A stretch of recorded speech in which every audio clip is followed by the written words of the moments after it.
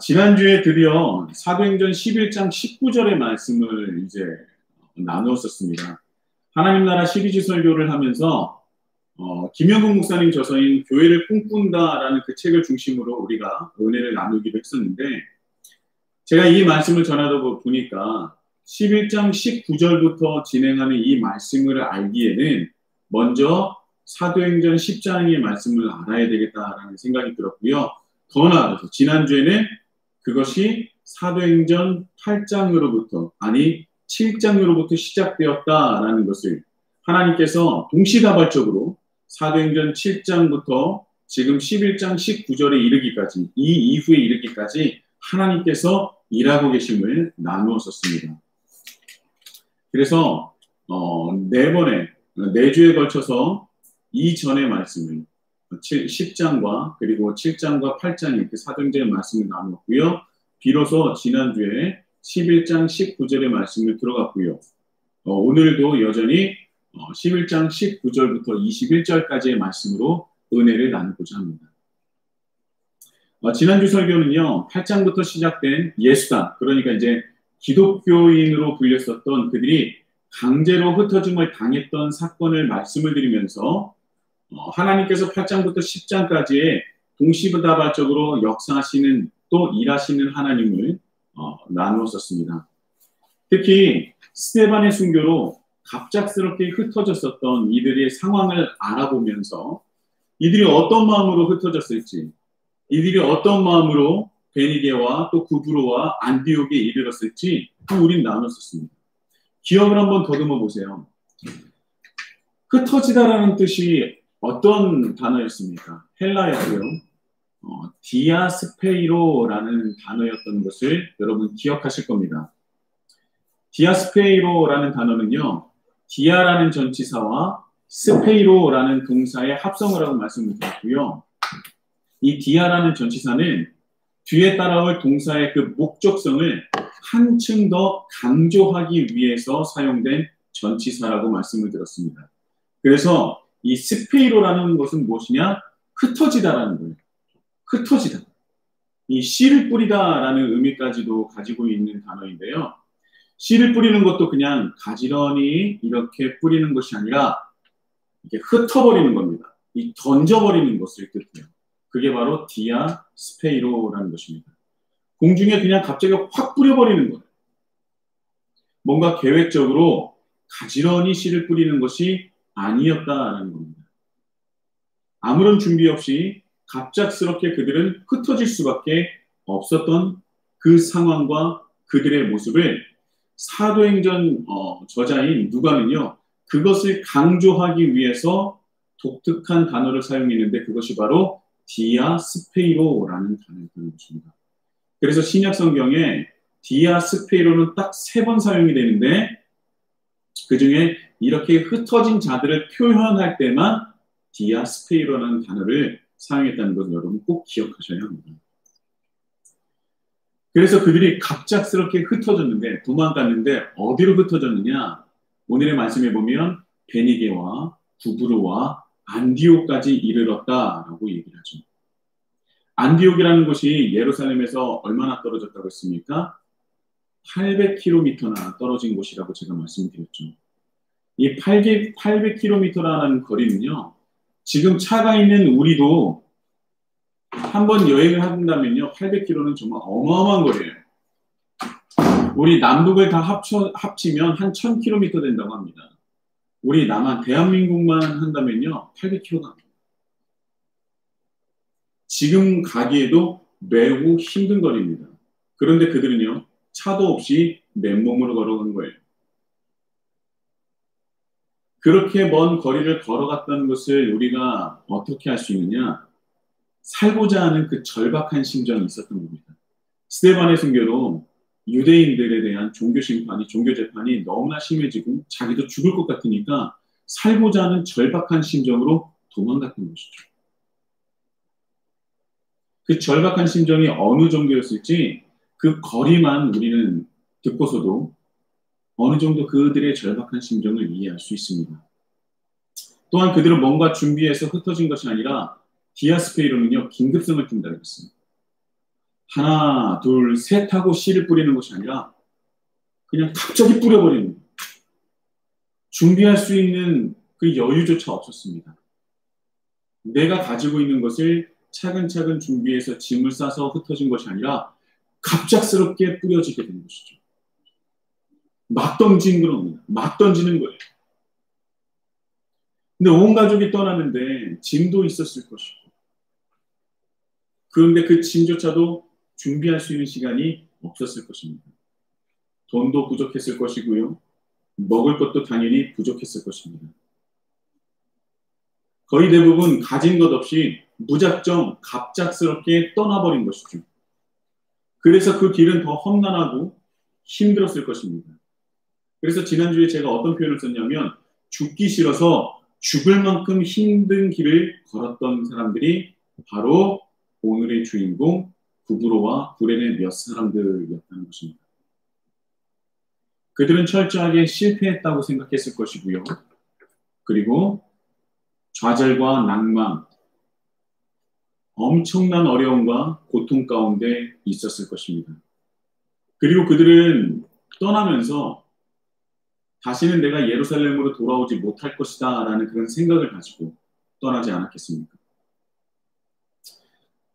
구브로와 구레네 몇 사람은요, 세상적으로 본다면 단 하나의 희망도 없고요. 그리고 희망이 있을 수도 없는 상황이었다고 보면 됩니다. 도망자였고 어디를 가든 유대인 혐오 사상 때문에 마음 놓고 살아갈 수도 없는 처지. 그런데 그때 그 시기에 하나님께서는 일하기 시작하셨다고 우리에게 말씀을 하고 있다는 것이죠. 어떻게 보면 하나님의 계획은요, 우리로서는 알기도 힘들고 또 받아들이기 힘들 때가 있습니다.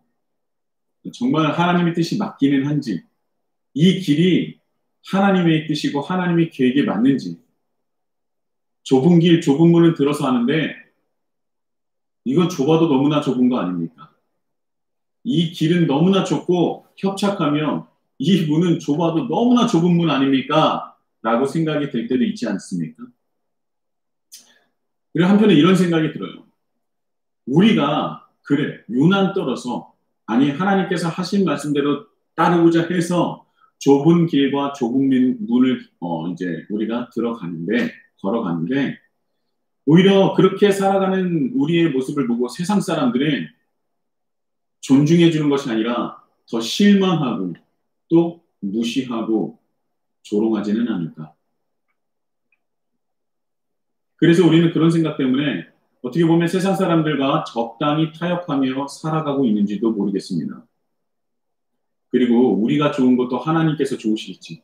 우리가 좋아야 하나님께서도 좋은 것 아닌가라는 그런 생각을 할 때도 있다는 것이죠. 이런 얘기도 참 많이 들었어요. 다 잘 먹고 잘 살자고 하는 짓인데 이런 생각도 하시지 않았습니까? 이런 말을 제가 스스로 자연스럽게 하는 이유는 뭐냐면 저조차도 그런 곳에서 그런 패러다임 속에서 벗어나지 못했었기 때문에 이렇게 자연스럽게 또 당당하게 얘기할 수 있는 겁니다. 그런데요, 성경은 단호하게 말하죠. 단호하게 얘기합니다. 하나님은 세상과 겸하여 섬길 수 없다. 그렇다고 해서요, 이 세상을 살아가는데 실패만 하라는 것이냐, 좌절만 하라는 것이냐, 모두 다 가난하게 살라는 것이냐, 절대로 그렇지 않아요, 여러분. 성경에서 말하는 것은 무엇이냐면, 모든 것을 최선을 다하되, 누구를 위해서, 무엇을 위해서 최선을 다해야 하는지를 가르쳐 주는 것이 바로 성경이라는 것입니다. 다시 한번 말씀드릴게요.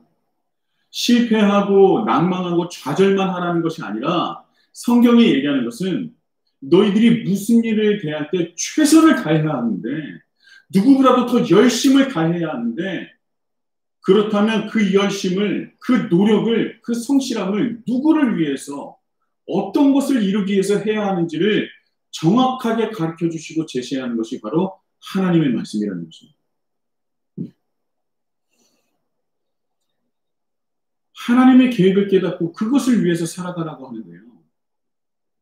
제가 하나님의 계획대로 살아가십시오라고 하면은 많은 분들이 얘기하죠. 도대체 하나님의 계획은 어떻게 할 수 있습니까? 제가 이전에도 말씀드린 적이 있어요. 하나님은요, A라는 길과 B라는 길이 있는데 한쪽 길을 갈 때는 보물을 들고 계시고 한쪽 길을 갈 때는 채찍을 들고 계시는 분이 아니라 그랬어요.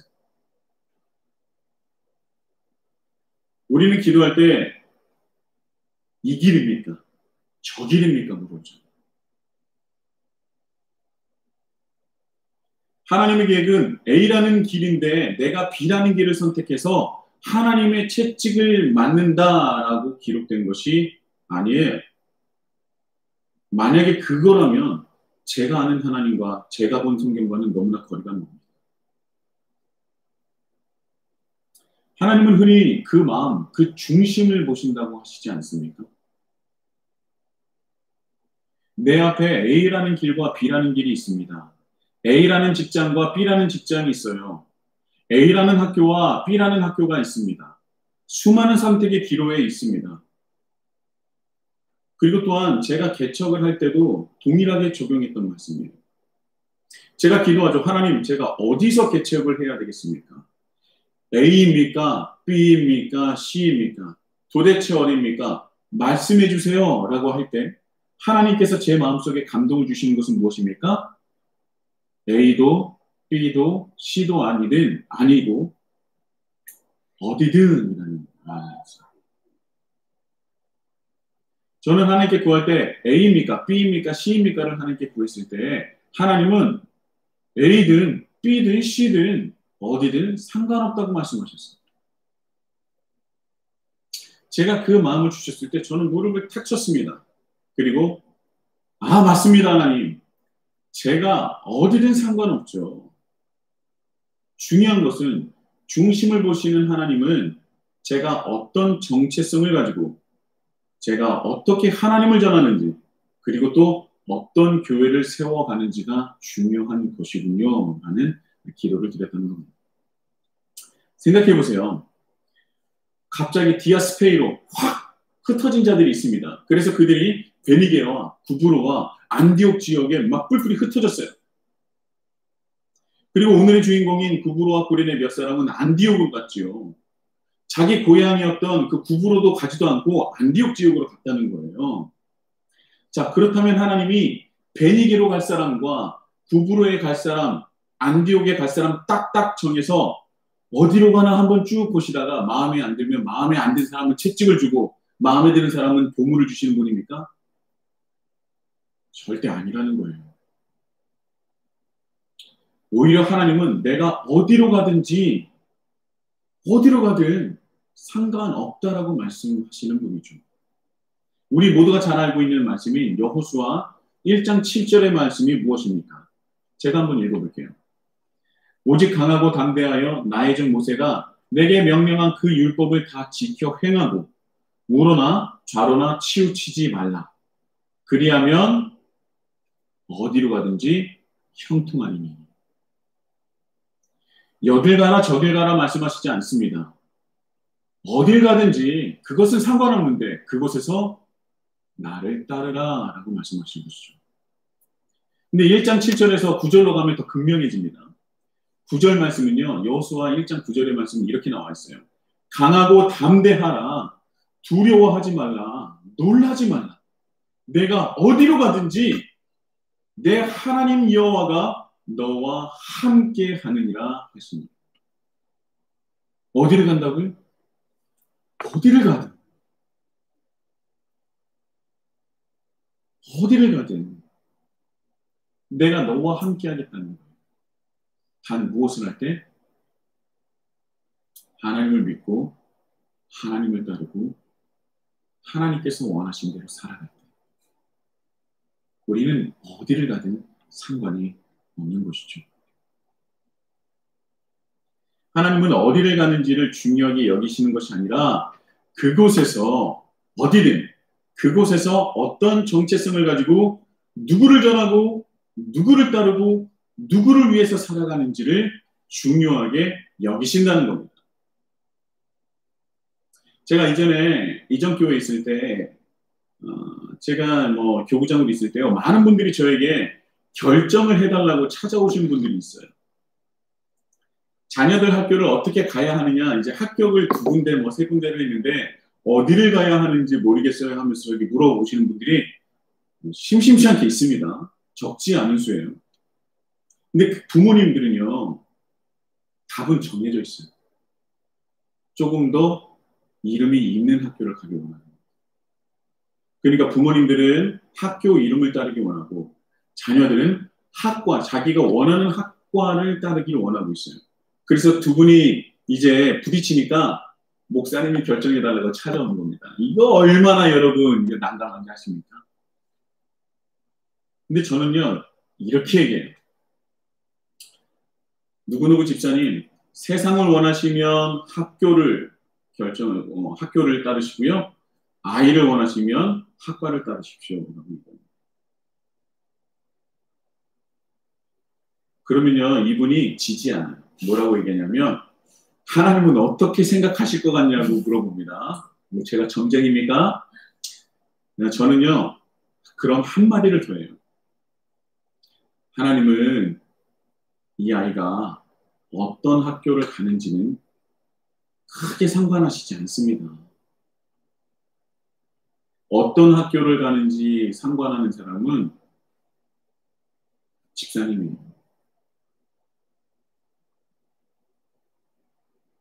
그 말을 듣고 돌아가시는 집사님은 별 소득이 없었구나 하고 돌아가시겠지만 저는 정말 절대 틀린 말을 한 것이 아닙니다. 하나님은 그 아이가 어떤 학교를 가는지를 그렇게 중요하게 여기시지 않아요. 오히려 그가 선택한 그곳에 가서 어떻게 살아가는지를 지켜보실 겁니다. 무엇을 위해서 공부하는지, 무엇을 위해서 시간을 쓰고 있는지를 지켜보신다는 것이죠. 어느 학교를 가든지 그곳에서 누구를 따르고 누구를 위해서 공부하는지가 더 중요하다는 것입니다. 많은 분들이 목회자에게 와서 결정을 해달라고 하시는 경우가 있는데요. 저는 그런 분들을 만날 때마다 학교든 뭐 직장이든 수많은 일들에 저는 이것을 해라 저것을 해라 결정하지 않습니다. 결정할 권한도 없고요. 그런데 제가 꼭 그때마다 묻는 것은 하나예요.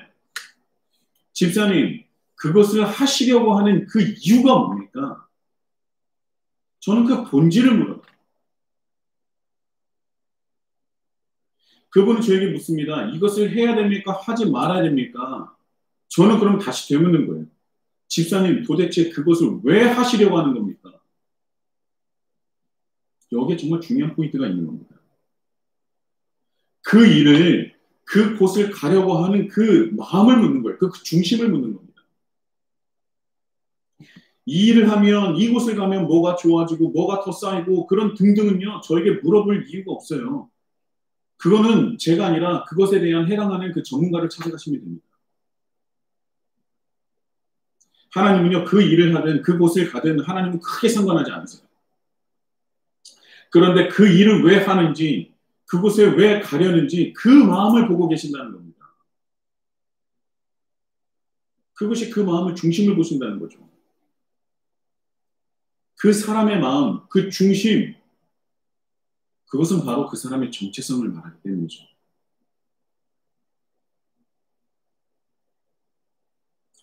하나님의 계획이 무엇입니까? 저를 향한 그 계획이 무엇입니까? 라고 물어본다면 제가 얘기합니다. 하나님의 계획의 시작은 바로 우리 스스로의 정체성을 깨닫는 것부터 시작합니다. 그리고 그것을 어떠한 순간에도 어떠한 상황 속에서도 절대 잊지 않고 그 정체성을 지켜내는 것부터가 시작이라는 거예요. 그리고 또한 그 정체성의 시작은 나는 누구를 위해서 사는 존재인가? 나는 무엇을 위해서 살아가는 존재인가부터 시작된다는 겁니다. 정말 중요한 문제예요. 정말 중요한 문제라는 것입니다. 하나님의 계획은 A와 B 플랜이 있는 것이 아니라 내가 어떤 존재인지, 어떤 정체성을 가지고 있는지부터 깨닫는 것부터 시작된다. 그리고 그 정체성은 나는 누구를 위해서 사는 존재인가? 나는 무엇을 위해서 사는 존재인가? 라는 것부터 시작된다는 거예요. 여러분 잘 깨달으셨으면 좋겠어요. 우리는 우리의 정체성을 논할 때 신앙인과 비신앙인, 그리스도인과 비그리스도인으로 나눕니다. 흔히 그렇게 다 나누지 않습니까? 그런데요, 설교를 듣는 우리는 모두 스스로 그리스도인이라고 생각하잖아요. 그러니까 우리는 그리스도인으로 하나님을 위해서 살아가는 존재로 생각해요. 그래서 저는요, 이 교회 안에서는요, 비그리스도인과 그리스도인으로 나누는 것이 아니라 그리스도인 안에서 그리스도인이냐, 유사 그리스도인이냐로 나누는 것이 더 맞다고 생각합니다. 여러분들은 그리스도인입니까? 아니면 유사 그리스도인입니까? 우리의 정체성은 그리스도인이에요? 아니면 유사 그리스도인입니까? 우리는 여기서부터 시작해야 돼요. 우리의 정체성은 무엇인가? 어떤 존재인가? 오늘의 말씀은요, 그리스도인과 유사 그리스도인을 극명하게 나누고 있다는 것입니다. 그리고 또 하나님께서는 유사 그리스도인이 아닌 온전한 정체성을 가진 그리스도인을 들어서 사용하신다는 것을 오늘의 말씀이 증거하고 있습니다. 19절과 20절에는요, 사도행전 7장에서 일어난 스데반의 순교로 각 곳으로 흩어진 자들을 말하고 있습니다. 그런데요, 19절은요, 여전히 유대인들에게만 복음을 전하는 사람을 말하고 있고요. 20절에는요, 이방인에게도 복음을 전하는 사람을 대비하여 말씀을 전하고 있는 것입니다. 20절에 나오는 구브로와 고레네 몇 사람은요, 유대인들은 물론이거니와 이방인에게, 그러니까 헬라인에게도 복음을 전하였다라고 말씀을 전하고 있는 겁니다. 이것이 그들의 정체성입니다. 여러분, 교회를 다닌다고 해서, 예배를 드린다고 해서 똑같은 그리스도인이라고 생각하지 마십시오. 그것은 우리만의 착각이에요. 교회 안에도 분명히 알곡과 가라지는 있지 않습니까? 하나님은요, 알곡과 가라지를 나눌 거예요. 가라지를 저렇게 골라낼까요? 라고 하는 말에 아니다, 그대로 두어라 라고 말씀하시지 않았습니까? 그래서 교회 안에서도요, 하나님 나라 백성이라고 생각하는 그 사람들 안에서도요, 누가 알곡인지 가라지인지 정확하게 알 수는 없습니다. 저도 판단할 수 없어요. 그러나 분명한 것은 그 안에 알곡과 가라지가 함께 뒤섞여 있다는 것입니다. 자, 우리는 교회를 다니고 예배를 드리고 세례를 받았으면 모두 다 알곡이고 그리스도인이 되는 것입니까? 모두 다 주여 주여 주여만 하면 다 그리스도인이 되는 것입니까? 기도만 하면 다 그리스도인이 되는 것입니까? 교회에서 봉사 좀 한다고 한다면 다 그리스도인인 것입니까? 성경은요, 절대 그렇지 않다고 우리에게 늘 강조하고 있습니다. 오늘의 말씀 19절과 20절은요, 흩어지는 사람들 속에서도 그 중심이 여전히 내 사고방식과 자기중심성에서 벗어나지 못한 부류와 내 사고방식과 자기중심성이 아닌 자기의 틀에서 벗어나서 오직 예수님께서 말씀하신 그 가르침대로 살고자 하는 사람으로 극명하게 나누고 있는 거예요. 그들은 모두 다 내가 하나님을 믿고 더 나아가서 예수를 그리스도라 시인하는 사람들입니다. 그런데 오늘의 말씀은 19절과 20절을 정확하게 나누고 있습니다.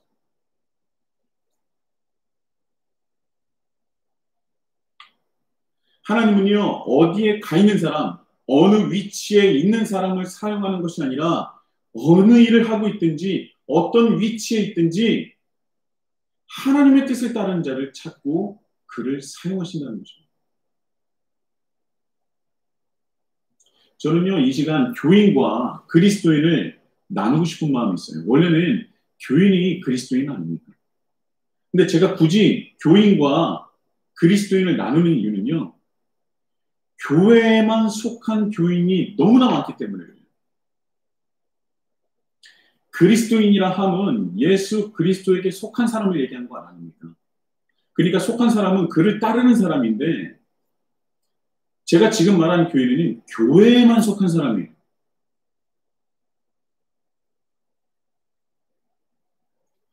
제가 말하는 교회는요, 하나님의 뜻이 무엇인지, 따르는 것이 무엇인지도 잘 모르고 있어요.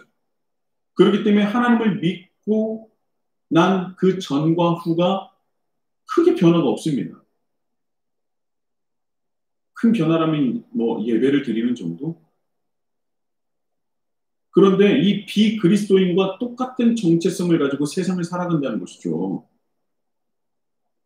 조금 더 다른다면 예배를 드린다는 것과 내 일과 내 위치와 내 것을 이루기 위해서 하나님을 찾는다는 정도입니다. 그런데 그런 사람들은요, 대부분 하나님보다 아직도 여전히 내 틀에서 벗어나지 못했기 때문에, 내 자기중심성에서 벗어나지 못했기 때문에 하나님보다 내가 먼저예요. 하나님을 나를 위해서 믿는 것입니다. 언제든지 하나님보다 자기가 우선인 것이죠. 여러 가지 핑계가 있어요. 또 세상을 살다 보니까 바쁘니까 여유가 없으니까 또 그러다 보니까 하나님과의 관계가 이전과 같지 않다라는 그런 말을 하죠. 근데 이런 말이 무엇을 뜻하냐면요, 나는 그리스도인으로서 정체성이 심각하게 흔들리고 있습니다라는 말과 똑같은 얘기예요. 이게 얼마나 위험하고 위태한 말인지 모르고 하는 것입니다. 제가 이런 말을 하면요, 사람들은 대부분 그렇게 얘기해요. 아, 우리 목사님 또 교회 봉사하라고 이러는가 보다라고 하시는데요. 이럴 거면 제발 좀 봉사하지 마세요. 그 시간에 스스로의 그리스도인으로서의 정체성을 돌아봐야 됩니다.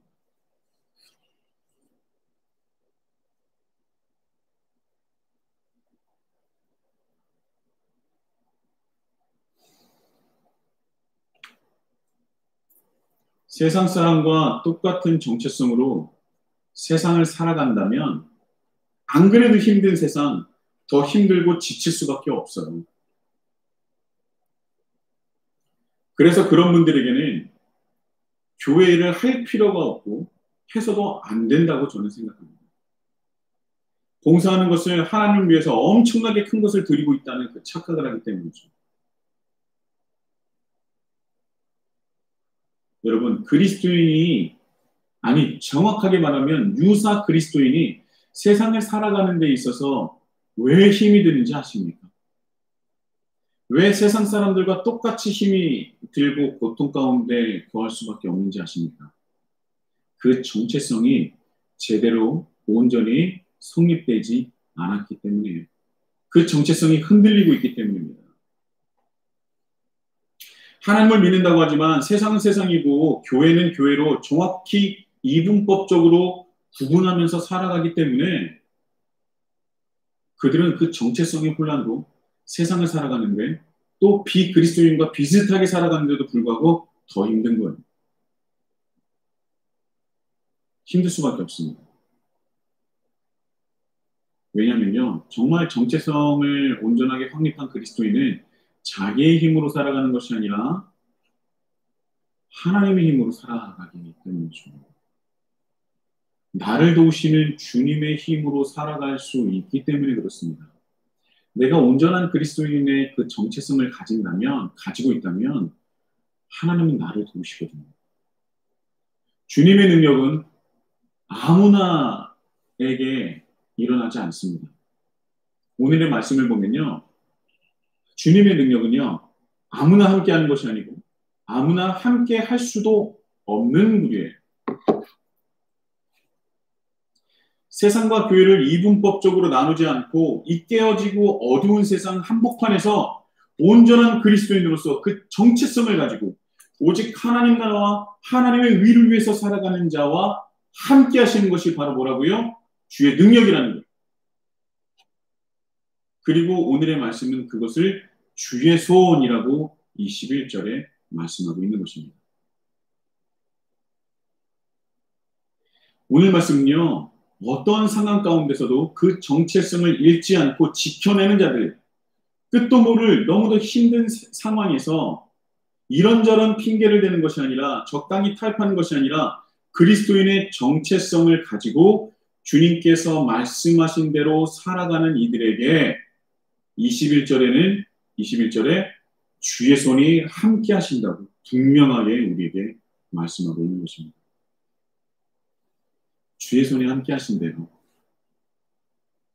힘든 세상 속에서 온전한 정체성을 가지고 하나님 뜻대로 살아가는 자들에게는 주의 손이 함께 하신다고 분명히 우리에게 전하고 있는 것입니다.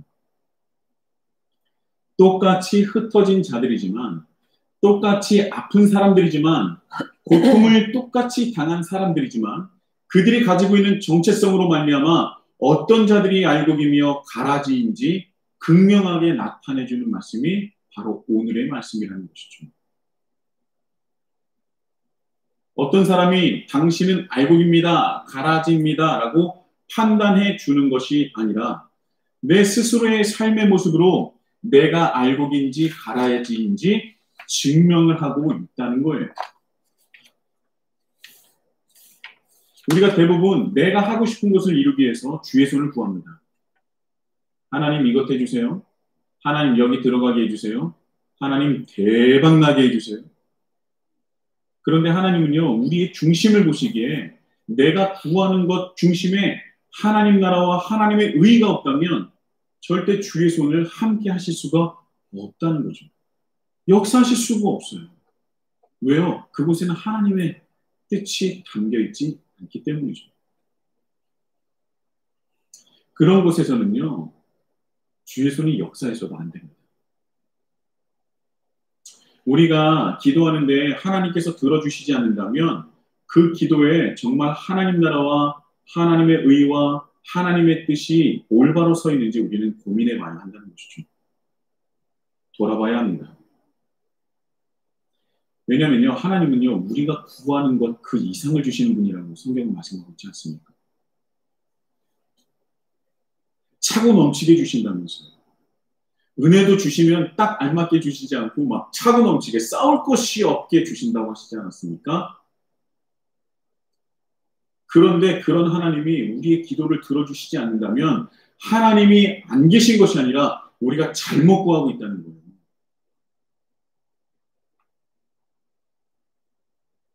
하나님은 분명히 우리가 어디를 가든지 함께 하신다고 말씀하신 분이고요. 하나님께서 우리에게 원하시는 건 단 한 가지라고 말씀하셨어요. 우리를 통하여 하나님의 뜻이 이 세상 가운데 드러나고 이루어지는 것.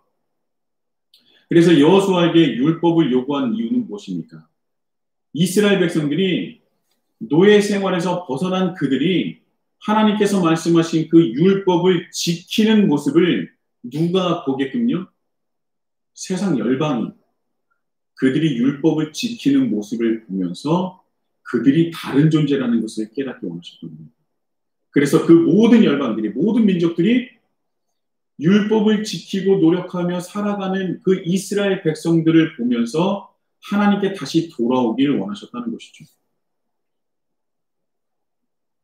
하나님의 뜻을 드러내고 이루는 그 자는요, 어디든 무엇이든 주님의 손이 함께 하시는 것입니다. 그런 사람들의 기도는 달라요. 완전히 다릅니다. 하나님 이것을 해야 할까요? 여기를 가야 할까요? 하나님 이 정도는 주셔야 되지 않겠습니까? 라는 기도가 아니라 하나님 내가 먹든지 마시든지 무엇을 하든지 다 하나님의 영광을 위하여서 살아가는 내가 되게 하여 주옵소서라고 기도하는 자가 된다는 것이죠. 내가 어떠한 상황 가운데서도 주님을 따르며 주님을 드러내며 살게 하여 주옵소서라고 기도하게 된다는 거예요. 그런 기도는 우리의 정체성에서 나오는 것입니다. 겉모습은 비슷할지 모르겠으나 우리의 정체성에서 그런 기도가 나오고 안 나오고 그 안에서 그리스도인과 유사 그리스도인이 나뉘게 된다는 것이죠. 우리가 그리스도인으로 온전한 정체성을 가지고 그리스도에게 속한 자로 오직 하나님 나라와 하나님의 의를 위해서 살아갈 때에 주의 손이 우리를 통하여 일하기 시작하신다는 겁니다. 내가 어떤 위치에 있든지 어떤 상황에 있더라도 하나님은 우리를 통하여 역사하시고 싶어 하시는 분이라는 거예요. 하나님의 하심은요, 불가능을 가능으로 만드는 그 역사 이루시지 않겠습니까? 우리는 못하지만 하나님은 하시잖아요. 무에서 유를 창조하시는 하나님의 역사가 일어나는 거예요, 여러분. 말도 안 되는 일들이 이루어진다는 것입니다. 그런 일들이 성경 안에서만 기록된 것이 아니라 지금 21세기에도 우리의 삶의 터전에서도 일어날 수 있다는 거예요. 한 사람이 하나님을 믿어 하나님을 따를 때, 하나님을 위해서 살아갈 때 하나님은 이 세상에서 주의 손으로 드러나신다는 겁니다. 21절의 말씀은요, 정말 절대 이루어질 수 없는 일이 주의 손으로 말미암아 이 세상에 드러난 사건이에요, 여러분. 주의 손이 그들과 함께 하심에 수많은 사람들이 믿고 주께 돌아오더라. 여러분, 주께 돌아온 사람들이요, 유대인들도 있겠지만 이방인들, 헬라인들도 있는 것 아니겠습니까? 이방인도 예수님을 영접하면 돌아왔다라는 표현을 써요. 이게 얼마나 가슴 아프면서도 또 감격스러운 말인지 모릅니다.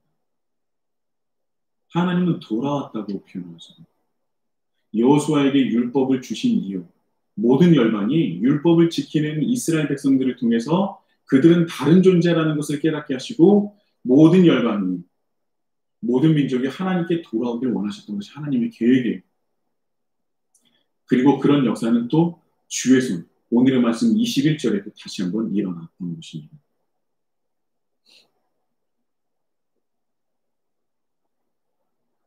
이 말씀이 얼마나 위대하고 대단한 말씀이냐면, 여러분, 제가 다시 한번 말씀드리지만 이 유대인이라는 존재는요, 유일신, 오직 한 분, 하나님만을 섬기기 때문에 이때 당시에 다신교를 숭배하는 그 로마인이나 헬라인에게는요, 무신론자로 여겨졌어요.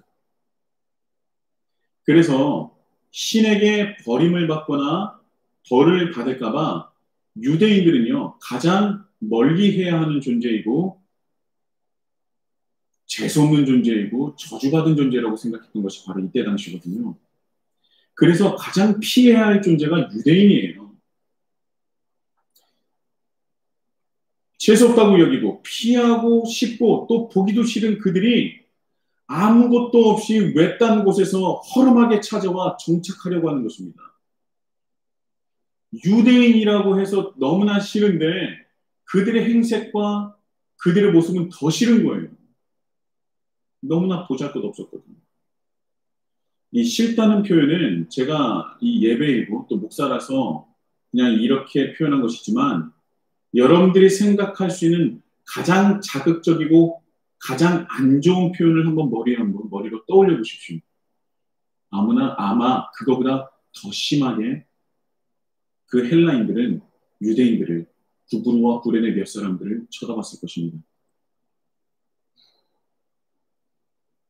안디옥에 살고 있었던 이방인들, 그 헬라인들은요, 실패하고 도망자의 모습으로 있는 구브로와 구레네 몇 사람은 신들을 믿지 않아서 벌을 받았고 저주를 받았다라고도 생각을 하지 않았겠습니까? 실제로 구브로와 구레네 몇 사람들은 뭘 가지고 있겠었겠어요? 땅 한 평이라도 가지고 있었겠습니까? 안디옥의 그 중심지에 들어갈 수나 있었겠어요? 정말 형편없는 삶을 살고 있지 않았겠습니까? 그리고 그들이 안디옥 지역에 정착하려고 하는데 그것을 반기는 사람이, 환영하는 사람이 단 한 사람이라도 있었겠습니까? 돈 많고 뭐 귀족 정도 되는 사람이 온다고 하더라고요. 타지에 오는 사람은요, 경계를 할 수밖에 없거든요. 그런데 그런 사람도 아니고 그지그지 산거지 같은 유대인들이 왔다고 하는 건 생각해 보세요. 이건 보지 않아도요, 말하지 않아도요, 그들이 어떻게 그들을 대했을지, 그들을 생각했을지 우리는 알 수 있습니다. 상상할 수 있어요. 또 이 구브로와 고레네 그 몇 사람들은 이들 스스로도 실패감과 좌절감을 가지고 있지 않았겠습니까? 죽기 싫어서 죽을 만큼 힘든 길을 걸어왔던 이들이 어떤 마음을 가지고 이곳에 정착하고 살았겠냐. 얼마나 마음이 아프고 고통 가운데 있었겠습니까? 그런데요, 그들이 그렇게 어려운 상황에서도요, 잊지 않고 있었던 것이 바로 무엇이냐? 바로 그들의 정체성이었습니다.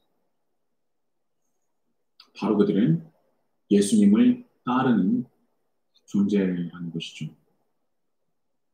내가 여기 있는 이유는, 때로 내가 지금 고통을 받는 이유는 다름 아닌 오직 하나님 나라와 하나님 나라의 또 하나님의 의를 위해서임을 잊지 않았던 것입니다. 그래서 그들은 어렵고 고통스러운 그때에도 그들을 통해서 주의 손이 역사하기 시작했던 것이죠. 그들은 가난했을 것이고 먹을 것조차 구하기 힘들었을 텐데, 그런데 그들은 자신의 상황에 매여 있는 것이 아니라 그들의 정체성, 즉 예수님을 따르고 전하는 그 정체성을 유지하고 있었다는 거예요. 그랬더니 하나님께서 일하기 시작하셨다고 말씀하는데요. 그 증거가 무엇이냐? 그 오늘 바로 말씀 안에 있습니다. 20절에는요. 헬라인에게도 말하여 주 예수를 전파하니, 그것과 21절에 수많은 사람들이 믿고 주께 돌아오더라 라는 말씀이네요.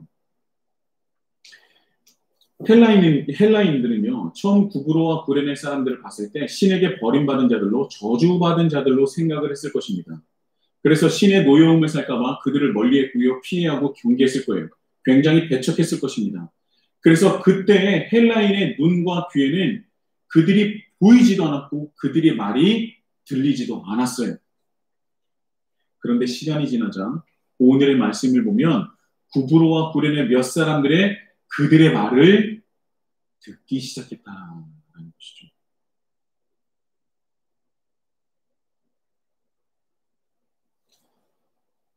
그들의 말을 듣기 시작했고 21절은 그들을 배척하는 것이 아니라 그들을 신뢰하기 시작했다는 거예요. 도대체 구브로와 구레네 몇 사람의 어떤 모습을 봤길래 헬라인들이 그렇게 다르게 보고 그들의 말을 듣기 시작했을까? 어떤 모습이었던 것입니까? 그들은요, 자기가 배웠던 그대로 살아갔던 거예요. 그들이 보고 배운 바, 이것이 어떤 거냐면 사도행전 2장 44절과 47절까지의 말씀입니다. 제가 한번 분독해 볼게요. 믿는 사람이 다 함께 있어 모든 물건을 서로 통용하고 또 재산과 소유를 팔아 각 사람의 필요를 따라 나눠주며 날마다 마음을 같이하여 성전에 모이기를 힘쓰고 집에서 떡을 떼며 기쁨과 순전한 마음으로 음식을 먹고 하나님을 찬미하며 또 온 백성에게 칭송을 받으니 주께서 구원받는 사람을 날마다 더하게 하시더라. 이 말씀이 사도행전 2장뿐만 아니라 4장 32절에는 또 이렇게 나옵니다. 믿는 무리가 한 마음과 한 뜻이 되어 모든 물건을 서로 통용하고 자기 재물을 조금이라도 자기 것이라 하는 이가 하나도 없더라 라고 얘기하고 있습니다. 이들은요, 적어도 예루살렘 교회에서 사도들에게 2년에서 3년간 훈련을 받았던 사람들입니다. 사도들이 어떻게 살았고 어떻게 가르치고 어떻게 살아가고 있는지를 보고 배운 사람들이에요. 그리고 또한 그들도 예루살렘에서 그렇게 살아왔었던 존재입니다. 어떤 정체성을 가지고 살아야 하는지를 말씀으로 보고 배운 사람들이었다는 것이죠. 그래서 그 보고 배운 바를 지금 그 상황 가운데서도 여전히 살아내고 있었다는 것입니다. 800km가 떨어진 안디옥이라는 곳에서도 가진 것도 없지만 부족한 것 투성이었지만 그래도 기쁨과 순전한 마음으로 내가 있는 것을 나누며 부족한 것을 서로 채우며 살아갔다는 거예요. 그리고 이 상황에 이 모든 것을 다 하나님의 은혜로 감사하며 찬미하며 하나님께 예배를 드렸다는 겁니다. 그런 상황인데도. 그래서 헬라인인들이 그들을 봤을 땐 처음에는 무시하고 배척했겠지만 그들이 살아가는 모습을 보니 그들보다 조금 더 있고 조금 더 누릴 수 있는 자기들보다 행복하게 살아가더라는 거예요. 나는 저들보다 조금 더 있고 여유가 있는데 나는 한숨밖에 없어요. 그저 힘들게 살아가는데 저들은 나보다 더 없고 더 비참하게 살아야 하는 저들이 행복하게 즐겁게 살아가고 있다는 것을 그들이 눈으로 보고 귀로 듣고 있었다는 겁니다. 여러분, 우리가 한 가지 기억해야 되는 것은요. 사람은요. 하나님이 없으면 하나님의 형상으로 우리를 지으셨다고 했는데 하나님의 형상이 깨어지고 하나님의 내 안에 없으면 절대 최고의 행복과 최고의 가치를 느낄 수 없습니다. 사람이기 때문에, 인간이기 때문에. 아무리 돈이 많아도 아무리 시간과 건강이 있어도 잠시 잠깐의 만족은 있을 수 있지만 곧 공허함과 채워지지 않는 그 무언가를 발견하게 됩니다. 그런데 하나님을 그때 찾으면 되는데 하나님으로 채우면 되는데 자꾸 다른 것으로 채우려고 한다는 것이죠. 그래서 우리는 그것을 세상적인 것이라고 얘기하지 않습니까? 김영국 목사님은 그것을 자기들만의 장난감으로 표현하셨어요. 어떨 때는 술이라는 장난감, 어떨 때는 골프라는 장난감, 이번에는 특정 모임이라는 장난감, 동호회라는 장난감, 쇼핑이라는 장난감, 어떤 사람은 마약이라는 장난감, 사람들을 만나는 그런 장난감, 이런 모든 것들을 다 경험하지만 그런 모든 것들을 경험했던 사람이 똑같이 입을 모아서 얘기하는 것이 무엇이냐? 그런데 다 그런 것들이 한때더라.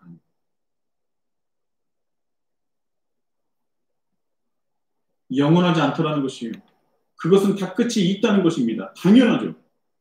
사람은요, 하나님이 없으면 100% 치움을 받을 수 없다는 것입니다. 안디옥 사람들은 분명 세상적으로 자기가 훨씬 더 구브로와 구레네 몇 사람보다 훨씬 더 잘 살고 행복해야 되는데 아니에요. 봤더니 자기보다 구브로와 구레네 몇 사람들이 훨씬 더 행복하게 살아가고 있다는 것입니다. 뭔가 이상했겠죠. 그래서 그들에게 다가가기 시작했겠죠. 그들의 모습을 보기 시작했죠. 그들의 말을 듣기 시작했겠죠. 그래서 그들의 상황을 어떻게 성경은 표현하느냐? 헬라인들이 그들의 말을 들었다라고 표현하고 있는 것입니다. 여러분, 어떤 사람들의 말을 듣습니까? 알지도 못하고 신뢰하지도 못하는 사람의 말을 듣습니까? 안 듣잖아요. 절대 그렇지 않습니다. 듣는 척은 할 수 있지만 절대 듣지 않습니다. 내가 그 사람을 신뢰하고 믿으면 그제서야 그의 말이 들리고 내 마음에 새겨지기 시작합니다. 헬라인들은요, 구브로와 구레네 몇 사람들을 믿기 시작하고 신뢰하기 시작했고 그들의 말이 들리기 시작했다는 겁니다. 그들의 삶을 보고 그들이 살아가는 모습을 보고 그들이 다른 존재라는 것을 깨닫게 됐다는 것입니다.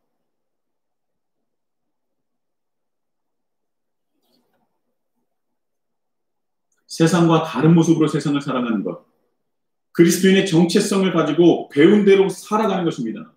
예수님께서 우리에게 가르치시고 전하시고 보여주신 것을 우리도 세상에 가르치고 전하고 보여주는 거예요. 그대로 살아가는 겁니다. 예수님이 우리에게 가르치시고 전하시고 보여주신 것을 세상에 드러내는 것입니다. 그래서 우리가 스스로 알고김을 증명하는 것이고 또 우리가 그렇게 살아야 주의 손은 우리를 통해서 역사하기 시작한다는 것. 여러분, 이것이 그리스도인의 가장 큰 능력이에요.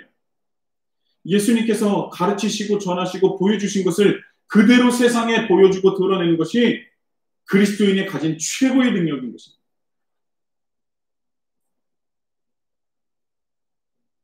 하나님 나라와 하나님의 의를 위하여 주님께서 가르쳐 주신 것 그대로 살아내는 것이, 그대로 지켜내는 것이 우리의 능력이고 큰 특권이라는 것이죠.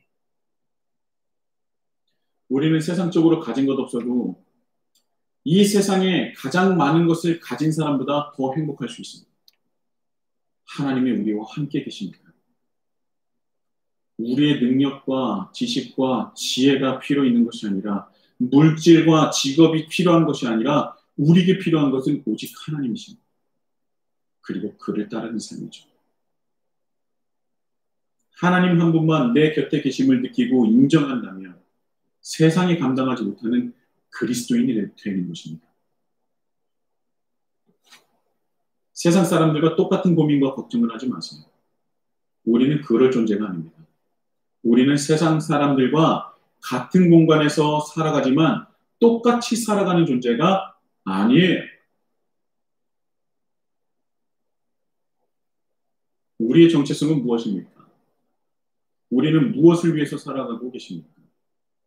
우리는 그리스도인입니까? 아니면 유사 그리스도인입니까? 우리 히즐라이프 공동체는 온전한 정체성을 가진 그리스도인으로 예수님께서 가르치시고 전하시고 보여주신 것을 내 삶에서 그것을 드러내고 보여주는 구브로와 구레네 몇 사람의 삶을 살아가시는 우리 공동체가 되길 예수님의 이름으로 축복합니다.